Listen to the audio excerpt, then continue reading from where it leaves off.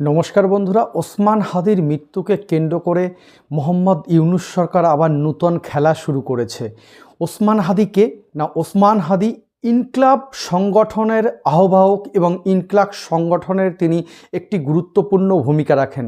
কারণ শেখ হাসিনার পতনের সময় এই ওসমান হাদি খবরের শিরোনামে এসেছিল এবং এই ওসমান হাদি ছিল মোহাম্মদ ইউনূসের একদম সমর্থক ও কট্টর ভারত এবং হাসিনা বিরোধী। এই ওসমান হাদির মৃত্যু হয় কোনো আননোন গাংম্যানের দ্বারা। তখন মোহাম্মদ ইউনূস রটায় যে ভারতই এই হত্যাকাণ্ড ঘটিয়েছে, এই ওসমান হাদির মৃত্যুর জন্য ভারতই দায়ী। কিন্তু কিছুদিন পরই ওসমান হাদির দাদা দাবি করে যে না, মোহাম্মদ ইউনূসের লোকজনই এই হত্যাকাণ্ড ঘটিয়েছে, এর পিছনে বর্তমান বাংলাদেশের সরকারই দায়ী। এই ঘটনা তারপর থেকেই মোহাম্মদ ইউনূস ও বাংলাদেশের এই চরমপন্থী সরকার, যাদের মূল লক্ষ্য ভারত বিরোধিতা করা, তারা এই ওসমান হাদির মৃত্যুকেই এখন হাতিয়ার করে নিয়েছে।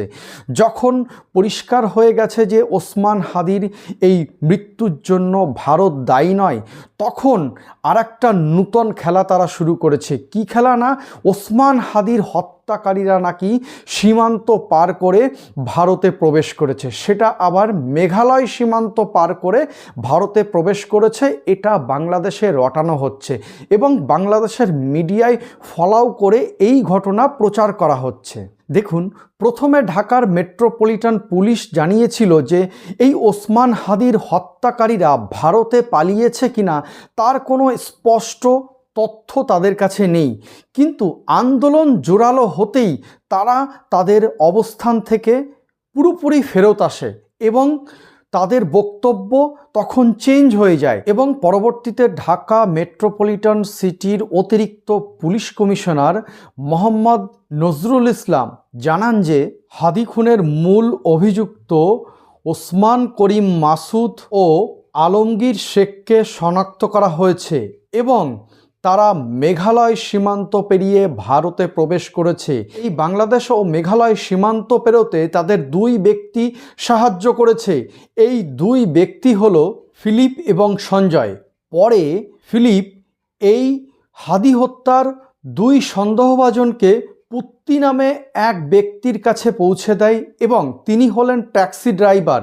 পরে ওই পুত্তি নাকি মেঘালয় রাজ্যের তুরা নামক জায়গায় তাদেরকে পৌঁছে দিয়েছে। একটি লম্বা চওড়া গল্প বানিয়েছে ঢাকার মেট্রোপলিটন পুলিশ। কারণ এই হাদি হত্যার মূল ষড়যন্ত্রকারীকে তো ঢাকার পুলিশ ধরতে পারছে না, কারণ বাংলাদেশের বর্তমানে যারা ক্ষমতায় রয়েছে তারা নিজেরাই এই হত্যাকাণ্ডের সঙ্গে জড়িত। এই অভিযোগ বাংলাদেশের অন্দরেই উঠছে।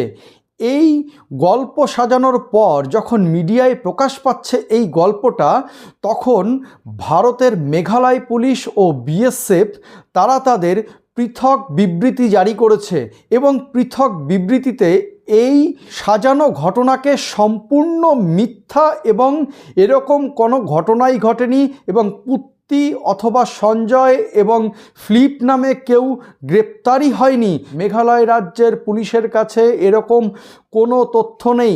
এই ঘটনা সম্পূর্ণ সাজানো এবং ডিপ্লোম্যাটিকভাবে অর্থাৎ অফিসিয়ালি কোনো রকম কোনো তথ্য মেঘালয় পুলিশের কাছে এখনও পর্যন্ত চাওয়া হয়নি, এমনকি বিএসএফের কাছেও।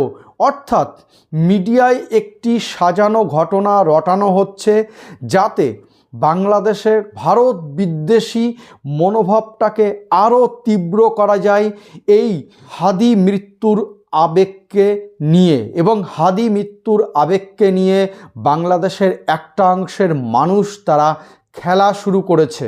এবং মেঘালয় ফ্রন্টিয়ারের বিএসএফের ইন্সপেক্টর জেনারেল তিনি দাবি করেছেন যে ওই সমস্ত ব্যক্তি হালুঘাট সীমান্ত পেরিয়ে যে ভারতবর্ষে প্রবেশ করেছে এর নির্দিষ্ট কোনো প্রমাণ নেই এবং এই সমস্ত তথ্য একদম ভিত্তিহীন বলে তিনি দাবি করেছেন। যখনই মেঘালয় পুলিশ ও বিএসএফের তরফ থেকে বিবৃতি এসছে, তখন ঢাকার মেট্রোপলিটন পুলিশ আবার পাল্টি খেয়েছে। তারা তাদের বিবৃতি আবার চেঞ্জ করেছে।